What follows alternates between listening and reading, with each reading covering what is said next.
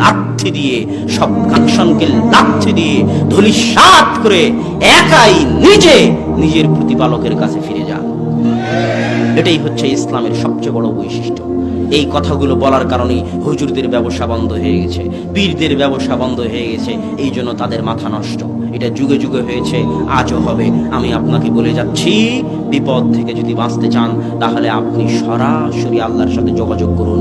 ইসলাম ভাড়াটে ধর্ম নয়, ইসলাম ভাড়া করে দোয়া করার ধর্ম নয়।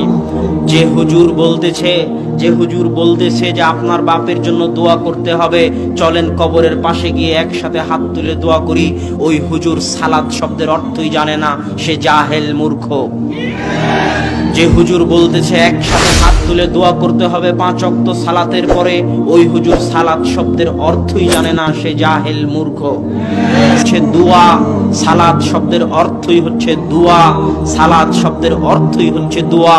পৃথিবীতে আল্লাহর নিকটে দোয়া করার এর চেয়ে বড় মাধ্যম পৃথিবীতে আর নেই। আল্লাহর রাসূল যখন দোয়া করতে চেয়েছেন বিপদে পড়ে, তখন সালাতে দাঁড়িয়ে গেছেন। সারা আলাইহা সালাতু ওয়াস সালাম যখন দোয়া করতে চেয়েছেন বিপদে পড়ে, তখন সালাতে দাঁড়িয়ে গেছেন। সালাত হচ্ছে আল্লাহর নিকটে দোয়া করার সবচেয়ে বড় মাধ্যম। সালাতের শুরু থেকে নিয়ে সালাম ফিরার আগ পর্যন্ত শুধুই দোয়া, শুধুই দোয়া, শুধুই দোয়া। সালাম ফিরানোর আগে পৃথিবীর যত দোয়া আপনার মুখস্থ আছে সব দোয়া পড়তে পারেন। সিজদায় গিয়ে কোরআনের আয়াত বাদ দিয়ে যত দোয়া আপনার মুখস্থ আছে সব দোয়া পড়তে পারেন। রুকুতে গিয়ে কোরআনের আয়াত বাদ দিয়ে যত দোয়া আপনার মুখস্থ আছে সব দোয়া পড়তে পারেন। সালাত মানেই দোয়া, সালাত মানেই দোয়া। যখন সালাত শেষ হয়ে গেল, আসসালামু আলাইকুম ওয়া রাহমাতুল্লাহ, আসসালামু আলাইকুম ওয়া রাহমাতুল্লাহ, সালাত শেষ হয়ে গেল মানে দোয়া শেষ হয়ে গেল। কি শেষ হয়ে গেল? দোয়া শেষ হয়ে গেল। এবার বুখারী খুঁজেন, মুসলিম খুঁজেন, আবু দাউদ, নাসাই, তিরমিজি, মুয়াত্তা মালিক, যে সালাতের পরে কি করতে হবে মর্মে আল্লাহর রাসূল কি বলে গেছেন, সব হাদিস গ্রন্থগুলো খুঁজে দেখেন। সালাতের পরে কি করতে হবে মর্মে যত অধ্যায় আছে সব অধ্যায়ে জিকির, আজকার, তাসবিহ, তাহলিল, আল্লাহু আকবার, লা ইলাহা ইল্লাল্লাহ, আলহামদুলিল্লাহ, সুবহানাল্লাহ, নাস, ফালাক, ইখলাস, আয়াতুল কুরসি, জিকির, আজকার, তাসবিহ, তাহলিলে ভর্তি হচ্ছে। সালামের পরে কোথাও দোয়া খুঁজে পাবেন না, কেননা দোয়া ছিল সালাম ফিরার আগ পর্যন্ত। আর সালাম ফিরার পরে কি? জিকির, আজকার, তাসবিহ, তাহলিল।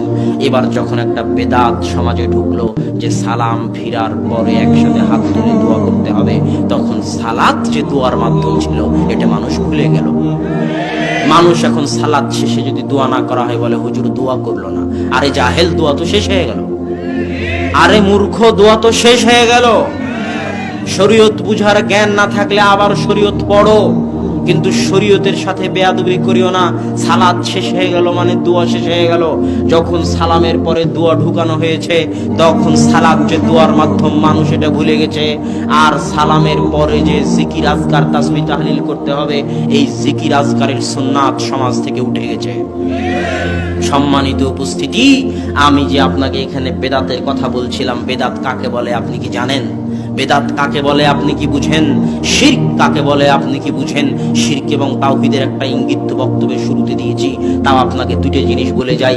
আপনি যখন মুসলমান হয়েছিলেন তখন বলেছিলেন আশহাদু আল্লা ইলাহা ইল্লাল্লাহ ওয়া আশহাদু আন্না মুহাম্মাদান আবদুহু ওয়া রাসূলুহু। আমি সাক্ষ্য দিচ্ছি আল্লাহ ব্যতীত কোনো মাবুদ নেই, আর আমি সাক্ষ্য দিচ্ছি মুহাম্মদ আল্লাহর বান্দা ও তার রাসূল। এই যে আপনি কালেমা পড়লেন, কালেমায়ে শাহাদাহ, তার দুটো অংশ আছে। একটা হচ্ছে এই মর্মে সাক্ষ্য দেওয়া যে আল্লাহ ব্যতীত কোনো মাবুদ নেই। যখন আপনি শিরক করবেন তখন কালেমার এই অংশটা কেটে যাবে। কথা মনে হয় বুঝাতে পারিনি। যখন আপনি শিরক করবেন তখন আশহাদু আল্লা ইলাহা ইল্লাল্লাহ, কালেমার এই অংশটা কি হয়ে যাবে? বাতিল হয়ে যাবে। এবার যখন আপনি বেদাত করবেন তখন আশহাদু আন্না মুহাম্মাদান আবদুহু ওয়া রাসূলুহু, মুহাম্মদ আল্লাহর বান্দা ও তার রাসূল, এই অংশটা কেটে যাবে। শিরক করলে আল্লাহকে অপমান করা হয়, বেদাত করলে আল্লাহর রাসূলকে অপমান করা হয়। কিভাবে? বেদাত করলে কিভাবে আল্লাহর রাসূলকে অপমান করা হয়? আল্লাহর রাসূল মানে যাকে পাঠানো হয়েছে, যিনি মেসেঞ্জার, যাকে আল্লাহ সুবহানাহু ওয়া তাআলা কোরআন দিয়ে পাঠিয়েছেন দুনিয়ার মানুষকে হেদায়েত করার জন্য। আল্লাহর রাসূলের দায়িত্বই হচ্ছে তিনি যদি রাসূল হয়ে থাকেন তাহলে হেদায়েতের জন্য যা যা লাগবে, যা যা ইবাদত করণীয়, যা যা নিষিদ্ধ জিনিস পরিহার্য, তা তিনি জরুরি ভিত্তিতে তার উম্মতকে বলে যাবেন তোমাদের এই এই করণীয় আর তোমাদের এই এই করা ঠিক নয়। এটাই হলো রাসূলের দায়িত্ব। তিনি তার 23 বছরের জীবনে এই দায়িত্ব পালন করেছেন কিনা, না দায়িত্ব পালনে খেয়ানত করেছেন নাউজুবিল্লাহ, সেটা তিনি বিদায় হজ্জের মাঠে সাহাবীদের নিকট থেকে স্বীকৃতি আদায় করে নিয়েছেন যে আল্লাহুম্মা শাহাদ, আল্লাহুম্মা শাহাদ, আল্লাহুম্মা শাহাদ। হে আমার সাহাবীরা সাক্ষী থাকো, আল্লাহ তুমি সাক্ষী থাকো। আমার সাহাবীরা বলেছে আমি আমার রিসালাতের দায়িত্ব তুমি যেটা দিয়েছিলে সেই দায়িত্ব আমি পরিপূর্ণরূপে পালন করেছি।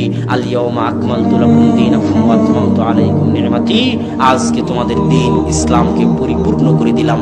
আজকে আল্লাহর রাসূলের মৃত্যুর পরে কেউ যদি বলে যে এই কাজটা করা ভালো অথচ আল্লাহর রাসূল সেটা বলে যাননি, তার মানে সে বলতে চাচ্ছে আল্লাহর রাসূল তার রিসালাতের দায়িত্ব পালন করেননি। নাউজুবিল্লাহ, এটাকে বলা হয় মাতাব্বরি করা। কি করা?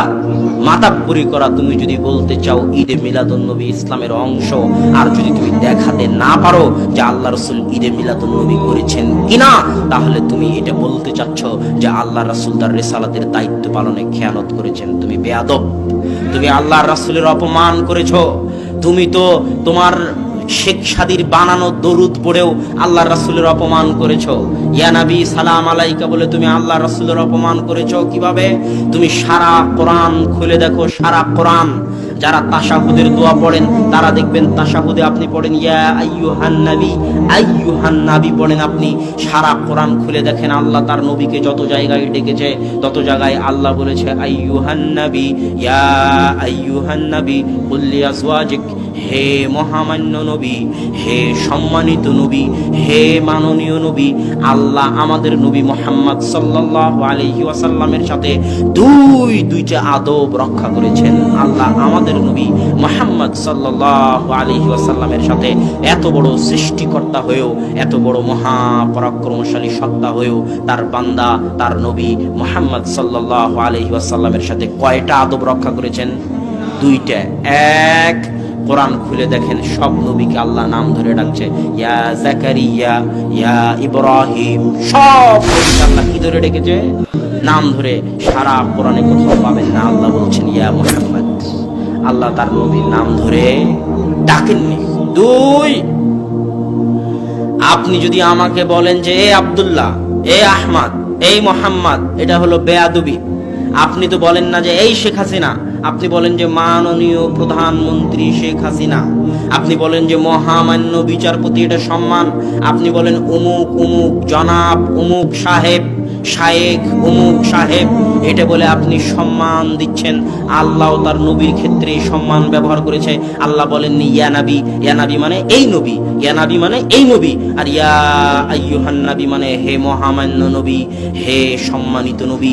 আল্লাহ তার নবীর সাথে আদব রক্ষা করেছে।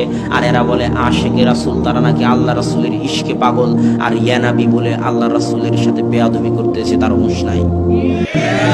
তাদেরকে ফিরে আসতে হবে। মুসলিম ভাই, তোমাকে লক্ষ্য করে বলতেছি, এই দরুদের মাধ্যমে তুমি প্রত্যেক দিন তোমার রাসূলকে অপমান করতেছো।